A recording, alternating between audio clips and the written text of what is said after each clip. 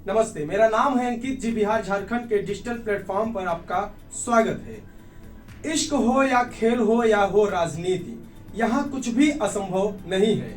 रविवार को जब मीडिया में एक तस्वीर तैरती नजर आई तो ये बात और भी ज्यादा खरी लगने लगी। तस्वीर में थे दो सोफे, दोनों एक दूसरे से 90 एंगल पर रखे थे। दूसरे सोफे पर बैठे थे तेजस्वी यादव। वो पहले सोफे पर बैठे आदमी की ओर मुखातिब थे। वो आदमी बैठा नहीं, कुछ धंसा हुआ सा था। हंसने की कोशिश शायद उनकी भी रही होगी, लेकिन बस सामने देखते हुए लग रहे थे। ये पहला आदमी कोई और नहीं बल्कि शरद यादव थे। शरद यादव की पार्टी का बीते रविवार राजद के साथ विलय हो गया। राजनीति में समावेशी हो जाना एक व्यवहार है। शरद और राजद में ये व्यवहार क्यों हुआ, विद्वान इसके जवाब तलाश रहे हैं। इस बहाने पलटे जा रहे हैं शरद की जिंदगी के पन्ने, जो राजनीति की किताब में एक अध्याय की तरह दर्ज है। साल 1974, दिल्ली की कुर्सी पर काबिज थी लौह महिला इंदिरा गांधी। सड़क से संसद को हिला रहे थे जेपी। सत्ता के विरोध में कई पार्टियां कदम ताल मिला रही थी। इन्हीं में से एक थे किसान नेता चौधरी चरण सिंह।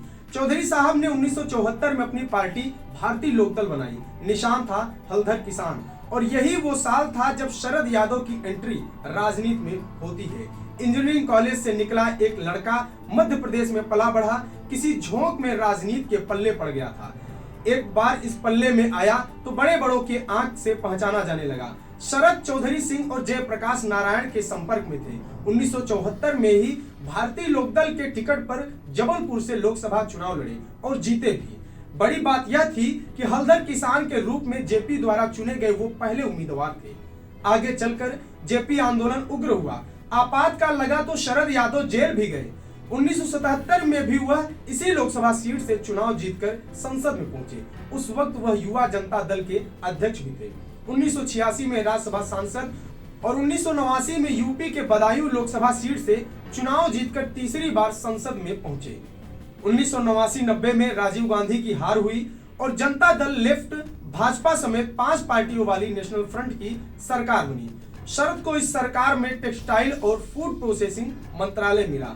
इसके बाद शरद की राजनीतिक पारी बिहार में शुरू हुई और होनी भी थी, क्योंकि समाजवादी आंदोलन जयप्रकाश नारायण के आंदोलन का प्रमुख केंद्र ही बिहार था।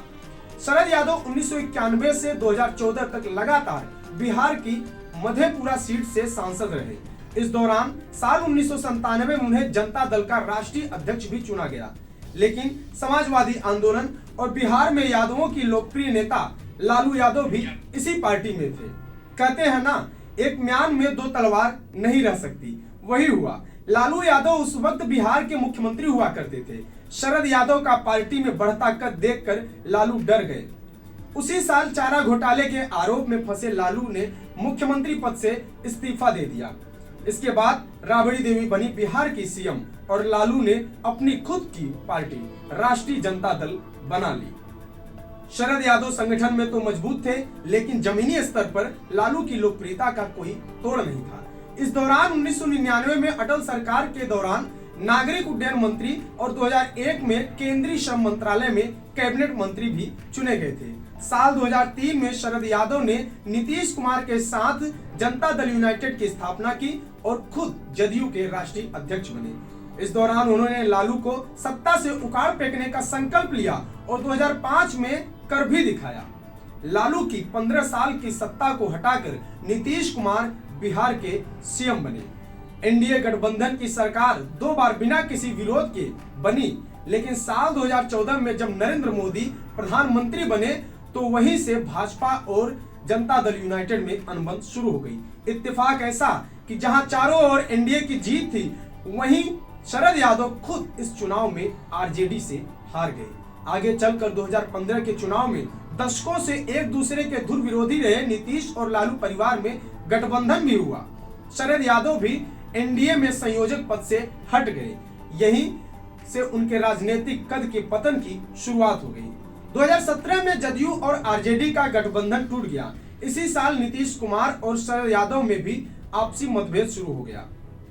एक बार फिर शरद यादव ने बड़ा निर्णय लिया और जदयू छोड़कर नई पार्टी लोकतांत्रिक जनता दल की स्थापना की।